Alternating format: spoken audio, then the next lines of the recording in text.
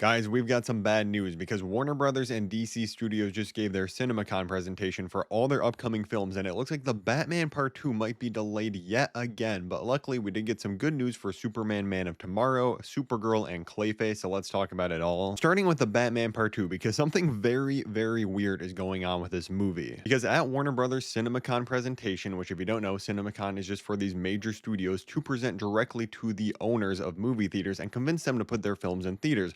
Warner Brothers opened up with a sizzle reel of all their 2027 releases. Looks like a great slate of releases. Are you noticing anything missing here? The only movie not mentioned during this 2027 release highlight was The Batman Part 2, which is currently scheduled for October 2027. I was like, okay, maybe they're saving it for something bigger in the DC presentation later in the night. Well, that came and went too, but like I said, we did get some other good info here, like stuff about Man of Tomorrow, Supergirl, and Clayface, but no mention of the Batman Part 2 at all. I think this has to mean one of two things. One, the film has been delayed to 2028 now, which would be absolutely insane. Or two, the film is currently scheduled for October 2027, but it's had such a bad track record of being delayed so many times that Warner Brothers isn't even confident saying, oh yeah, this movie's coming out next year. Most of these films on here have not started filming. They just had the actors or directors come out and say, oh yeah, we have this movie coming out next year. So it's not like it's a problem of there not being any footage to show. I'm just going to hope they magically forgot about this, or they have something else planned later this summer to do a huge announcement for a bunch of new cast members or something,